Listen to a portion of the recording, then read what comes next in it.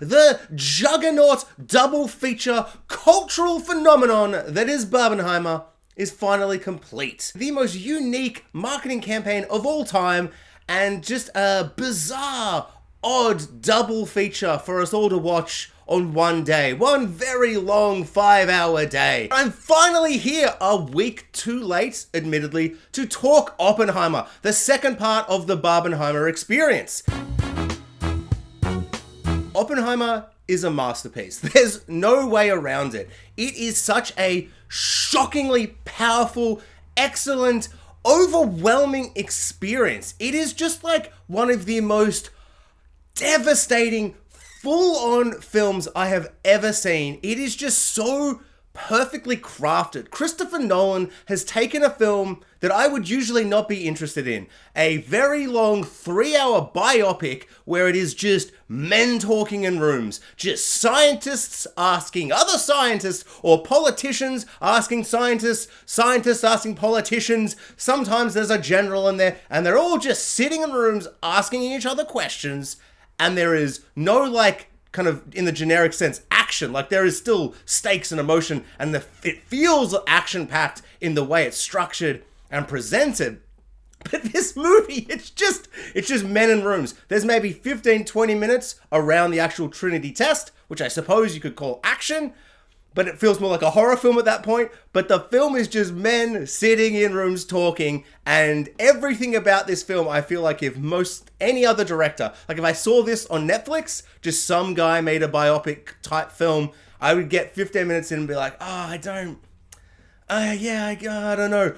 But within 3 minutes of this movie, within about 45 seconds, I sat in the cinema, and I'm aware this will be the single most pretentious thing I've ever said. I literally was just like, oh my god, movie, cinema. I was just overwhelmed. Christopher Nolan is probably in my top 3 or 4 favorite directors. He kind of never misses. Even when he kind of misses, it's still an exceptional film compared to just a normal movie. Like a movie Netflix just throws out and is like, Red Notice? And you're like, sure, if I'm hungover and half dying, I guess I'll half watch it, I guess. The mood and the feeling and just the atmosphere of his films, the way the music feels, the way the shot looks, the cinematography and the score are exceptional. I feel like most people are going to be talking about how good the acting is, because the acting is phenomenal. It's some of the best acting you'll ever see in your life. The cinematography and the score, for me, were the highlights of the film. They were overwhelming. They were so magnificent. Seeing a movie that was just so meticulously crafted, and just the way that Christopher Nolan makes his films. This film isn't going to be for everyone, and it's definitely not going to be people's favorite Christopher Nolan film. He's made some very broad films. I've talked to 2 people at work about this. One of them said it was the most boring, long, worst film he's ever seen, and the other one said it might be the best film he's ever seen. And I don't think it's my favorite film. I don't even know if it's my favorite film this year, and it's not even maybe in my top 5 Christopher Nolan films, but I might still give it a 9 or 10 out of 10. Like, it's just, Christopher Nolan's body of work is just so exceptional. They're all just so perfect. So, I don't know, putting it in a list of Christopher Nolan films, it's like, after 2 or 3 of them, they're all just 10 out of 10s, and it's just whichever one I saw most recently I like more. I think the main thing for me is that this film is 3 hours long, and it has, let's go and say, I'm going to lowball and say 600 different scenes.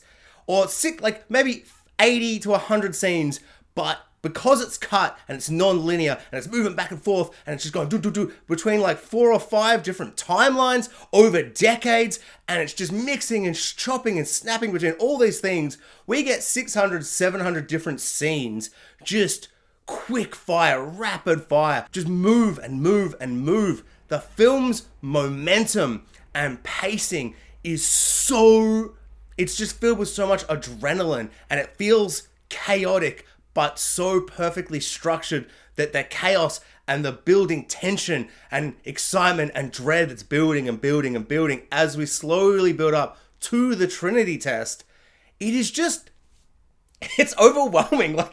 I found the film to be an overwhelming experience in the best way, where it's just it felt essentially like a 3-hour montage, in that so many scenes were just there would be full scenes and people are talking, and they're all scenes, but it felt like a montage, like almost like a music video montage, and that just so much is rapid firing, and it just keeps going and going and going. It never really felt like we suddenly just sat down and just took a deep breath, but it never felt like we were going so fast. I was like, this film needs to slow down. I've lost where we are. Like, it never lets up, but it also doesn't really need to. And then we finally take a deep breath, and the score stops finally as we get to the Trinity test.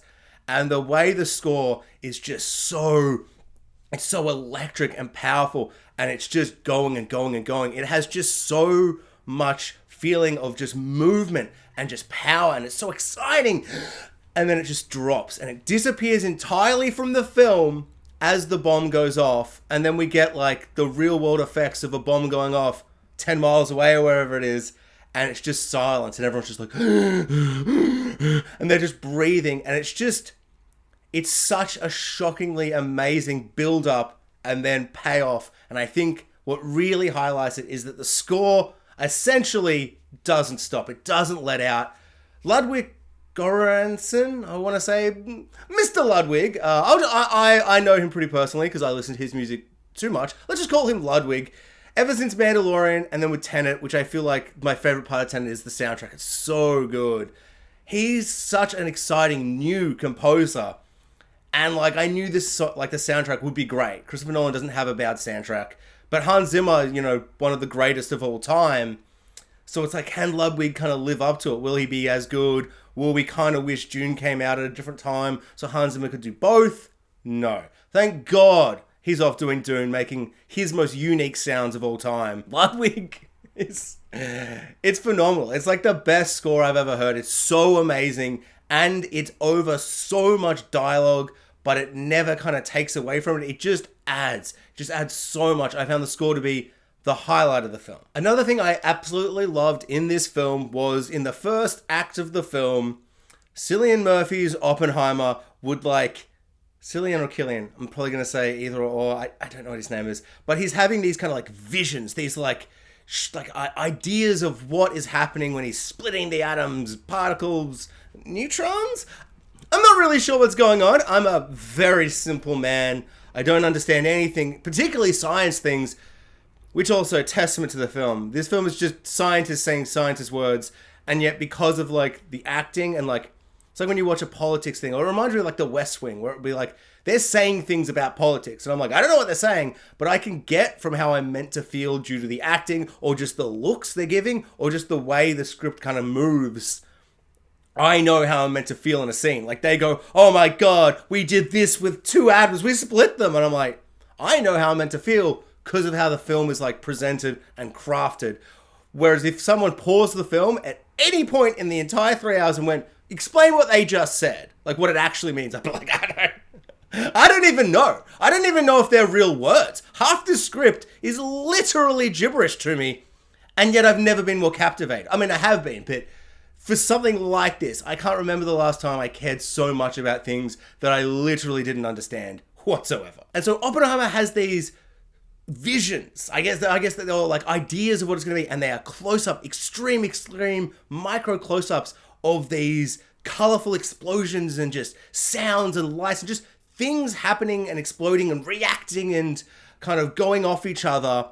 And it's just some of the most beautiful imagery I've ever seen. I remember seeing it in the trailer and being like, oh, damn, that looks good. And I think it's the highlight. Like, the actual bomb itself is spectacular. And visually, it's kind of like really incredible how usually a big explosion in a movie is like the, yeah, fire, bombs, yeah. And in this movie, it's so horrifying. It's so overwhelming, and it's kind of scary, but the sound design and the crafting of the scene and all the things leading up to it is kind of more what makes that scene good. Whereas these shots, just on a visual level, just seeing them flicker across the screen in these shockingly beautiful things. And it's one of those things where it's like, if I didn't know the entire film was without CGI, without computer effects, and it was all visual in-camera effects, I would just be like, wow, I can't believe they got CGI to look so good. But when you know, it's like you can almost just feel it in your bones. And I'm not sure that would be something I would say. I'd just be like, oh wow, the visual effects are seamless, or the CGI is seamless. You can't tell when it is or when it isn't there. But knowing it's not there, you can feel it. It's like, it feels so real. It just feels, yeah, and it just adds to the feeling of the film, which just has this really grounded, realistic kind of dread throughout all of it, because it is a biopic about like the worst thing that ever happened, and one of the worst things, if not the worst thing that was ever created, and just all of that underneath it. And so to make the film feel so real, you're never kind of taken out and gone, but it's just a movie. Like, the real life kind of consequences never escape you when you're watching it. Even when there are moments where you're like, oh, the scientists are getting together, being scientists, let's go! You still have this moment of like, oh, but they're gonna make just the worst thing ever. And it's so complicated in that way, where it's like, I feel like this film is like, so much of the film, I'm like excited and giddy from the filmmaking, the craft of the film, where I'm just like, wow, I can't believe he made such an enjoyable film. The way he's put everything together, the non-linear nature of it, just the way the actors are presenting these things, and just how great everything is. All the filmmaking is so good. And then every single kind of part of the actual story and what's actually happening on screen is so upsetting, and it's so harrowing, it's so devastating, and it's so complicated and messy and brutal. It's just this really weird juxtaposition of like, I love this film as a film, I hate everything that's in it. Like, it's so horrid, and it's just such a complicated film because of that. And because I love the filmmaking so much, I'm like, I love this movie. I don't know if I ever want to experience it again. So the cast of this film is absolutely stacked. It's probably got the most impressive cast of all time. There's so many characters to just rock up for like 5 minutes. Like, Gary Oldman's the president for 5 minutes. Incredible, spectacular. Rami Malek just gets his papers knocked out of his hands, and people are hitting pens, and just, if he's holding something in the film, someone just knocks it out of his hands, and then he just rocks up in the last 5 minutes for just a massive, incredible monologue. Like, it's like, you don't really get many directors. You get your Tarantinos, your Nolans, where they can actually get the best actors in Hollywood for just little 5-minute cameos, extended cameos, really. And the whole film is just so stacked. There's no real point in talking about everybody. I'll be here all day. Just know that I loved everybody. Huge highlight for me was Josh Hartnett. I just love Josh Hartnett. So to see Heartthrob Hartnett in a Christopher Nolan movie, really, really exciting. He was great. And I really like seeing young Han Solo. He's playing off Tony Stark, what's his name? Robert Downey Jr. a lot in the film. Amazing. Obviously, Robert Downey Jr. is like the second main character. Really, really good. It's just amazing to see him play an uncharismatic, disgusting, petty, ugly man. Like, just a gross person on the outside and the inside. And to see that transition throughout the film, that's kind of the most interesting arc in a lot of ways. Just kind of, he kind of takes center stage in the back half of the film. There is a moment, like 2 hours in, where I go, oh, the film's not wrapping up. Like, and you said, like, I didn't check my watch, but it still had that moment of like, oh, I just gotta like resettle in and be ready for like a full third act. I kind of thought we were already there, but we're not.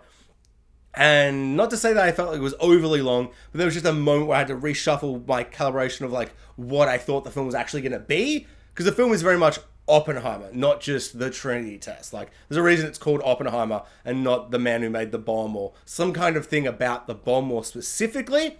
And Robert Downey Jr. plays all into all of that stuff. And I found his arc as a character really interesting. And it's just great to see someone who is essentially Mr. Charisma kind of throw that all away and show he is just a stunning actor, like a fantastic actor who can make you feel so many different things you've never really felt with him. But of course, the star of the show is Cillian Murphy as Oppenheimer. He's never not good in something. He's always really, really good in pretty much everything. But this film is easily his best film. He has to carry the entire film. He's in almost every scene. He is just so complicated, and it's such an interesting man who did a real bad thing. But you see the kind of way he kind of goes through this story and kind of goes from like a giddy scientist who can just like, I don't know, like express himself through these something science words or whatever, and he's crafting this thing, and at first it's a good thing. Like, we got to stop them Nazis. They think the Nazis are doing it. They don't know how far behind they are. And so it's like a real race against time. And they're in the right in a lot of ways in being like, we got to do this thing so they don't do it. And we got to beat the Nazis. But then, of course, as history tells us, it kind of goes through and it gets to a point where it kind of falls out of his hands. And just seeing the arc of this man going through this journey, and like, I think the highlight of the film is definitely just after the bomb, as he has all these moments of kind of realizing, we shouldn't have done this. Oh no, I've made a big mistake. And just that, like the scene where all the people are chanting and he's doing the speech and he's being like, oh, I don't know what happened with that bomb yet, but I'm sure those Japanese didn't like it. And just the eruption and just seeing him have this like panic attack as he's saying these words, and the way Christopher Nolan like represents that feels really unique for him, where it feels kind of like, it's like almost, I don't know what the word would be.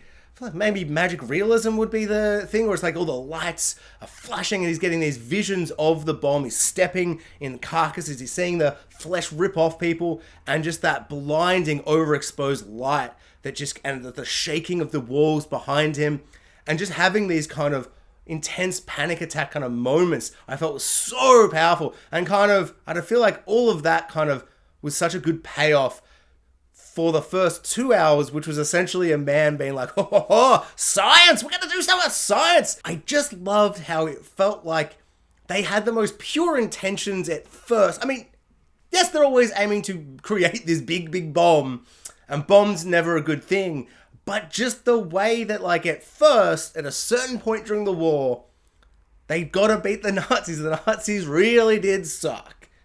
Yeah. That's a hot take. Don't like the Nazis. Bad guys. So I just like the idea of kind of framing a war film, essentially. But, I mean, we've got a general, like Matt Damon plays a general who's spectacular, really great. Not a person, just Matt Damon's acting. The guy sucked. But that's Matt Damon, he's so charismatic. There were moments where I'm like, I like this guy. And then I'm like, no, I don't. I just love Matt Damon. Oh, tricky film. And I just love the idea, though, that except for a couple of generals and, like, there's some stuff really late in the game when they decide to where they're going to put the bombs, and you've got your actual, like, your war generals saying stuff. And all of that was really, really well made in a horrifying way.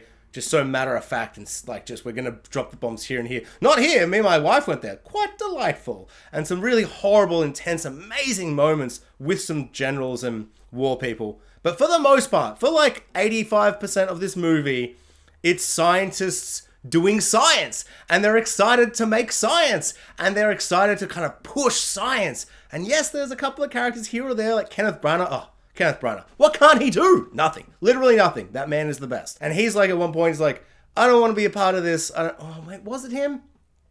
It might have actually been the Numbers from that show Numbers.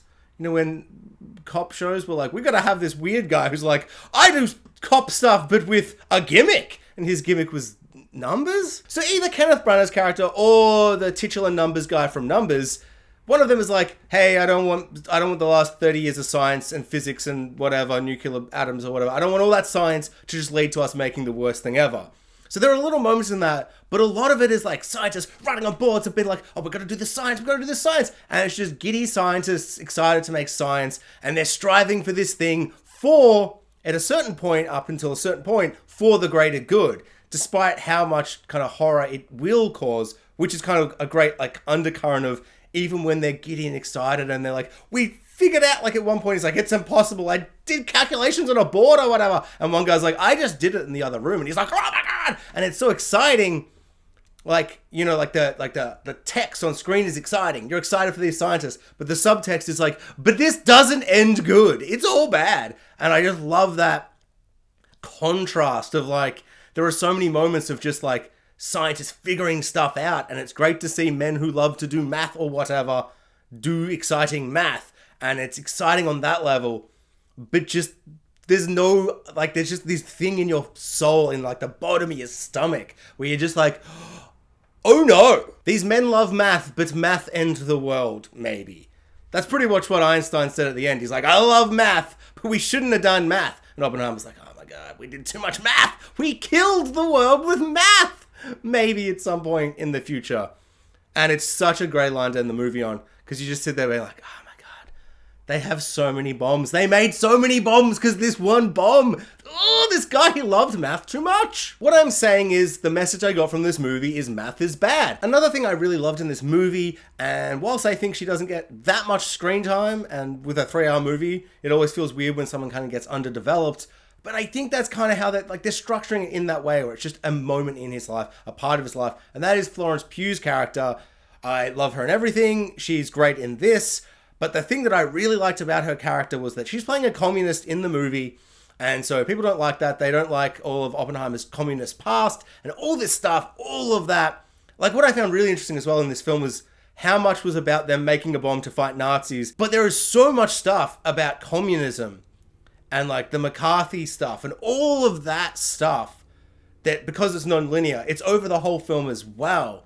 So it's not just a World War II film fighting Nazis and trying to build a bomb to stop Hitler. It's like there's all this other stuff about other wars and other things that are going on before and after this that kind of take up a lot of the film, which I didn't expect at all. I didn't know any about this stuff about history. And what I love with Florence Pugh's character is there's a moment where she kills herself. And you see it, you see her drowning, you see her taking the pills or whatever. But then there's like a quick little shot of like a black hand glove, like drowning her. Implying that people don't know. Did she kill herself or was she killed? Because she's a communist and they didn't want Oppenheimer speaking to a communist. And he had dinner with her, or like, you know, they had sex in a hotel room the night before or very recently. And he'd gone off and done that and come back. And that was a whole controversial thing. And so maybe the CIA or whoever killed her. And I just love this, like, that little moment and the way he just showed both and went, make up your own mind. And depending on how you feel about the American government and, like, how conspiracy theorist-y hatty, you know, tinfoil hat you want to be, you can go either way. And I found that really exciting. Just in the way where it's like, it's just there. You could, like, blink and miss it. Or just, there's so much that happens in the film, forget. And I just love that little moment in terms of, it's a biopic. And I have to presume that it's 50-50. They don't know which happened. Or maybe it could be even 90-10%. But he showed both to kind of just give the audience the ability to choose what they believed happened. And the non-linear storytelling is exceptionally done. I think that's the best strength of this as well, in terms of Christopher Nolan's direction, is after so many films where he plays with time, plays with the non-linear nature of things, and plays with kind of messing up the sequence of events, he has mastered it. He has perfected it. It's exceptional in this movie. How much is that up to the editor? How much of that is up to him and the actual script he wrote? I don't know. Oh, Jason Clarke, amazing in this movie. I think he's like the most underrated best performance in this movie. But I don't know, I feel like the way he's positioned, it's almost like you don't think about him straight away when you think about all the characters in it. But he was spectacular. And you just get this little dingy back office room where they have the interrogation, deposition or whatever you call it. And not in front of people and cameras and all that. Robert Downey Jr. saw Oppenheimer talk to Einstein, and he's like, what the hell did he say to Einstein in that first scene of the movie? What did he say to him? Why does Einstein hate me? And he's just petty and bitter and just a real disgusting man who's just built up this grudge. And then he gets embarrassed in front of a bunch of his colleagues in some big something or other where he's like, the isotopes, I want or I don't want isotopes or something. And Oppenheimer's like, ha ha ha ha, whatever he said, I said the opposite. And then everyone's like, ha ha ha ha. And we get like different perspectives throughout the film. And at first, Robert Downey Jr. is like, ha ha ha ha. And then later on, he's like this. He's like shaking his fist. He's all like, I'm acting, I'm mad. He just wants to throw Oppenheimer under the bus and take away his clearance code so he can't say stuff about nuclear bombs in the future, because he's going for a position of power. I feel like the third act has the only moments where I was kind of sitting there being like, oh, where are we going with this? And then finally we have the reveal of Robert Downey Jr. actually being a bad guy. You know, he thinks he's doing it for the right reasons, but also petty reasons. But he also is trying to do it for America or whatever. So he's not like a villain, but he is a bad guy compared to Oppenheimer, an antagonist. And all of that kind of has the reveal. And then I think, and so, like, despite me saying all these things, I think it does work in the end with the payoff when young Han Solo is just like, hey, bro, maybe that time when Oppenheimer dropped his hat, which is, I don't know, I feel like it's so clever to have Oppenheimer, like, drop his hat where we keep going back to this one moment.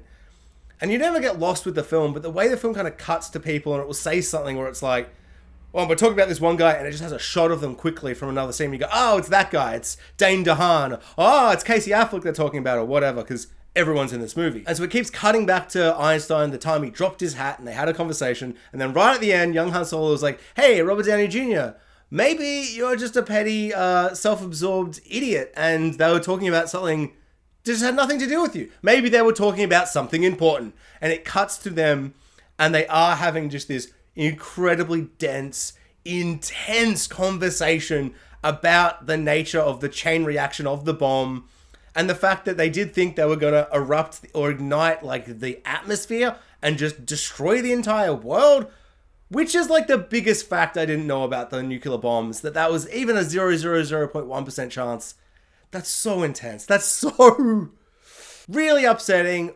Just the worst thing ever. Just so horrifying to think. But then he talks about the nature of the chain reaction, and he's like, we did too much math, and we probably are going to end the world. But it still feels relevant. 80 years now in the future, it's still a thing that we've got that looms over the universe, and it's such a harrowing, big, just devastating moment and line to end the movie on. And then we get these flashes again of the Earth being like consumed with flames, and it's just such a good way to be like, this story has been about this guy who's done this huge, like monumentally awful, massive thing. One of the most important, in the worst ways possible, things that's ever happened.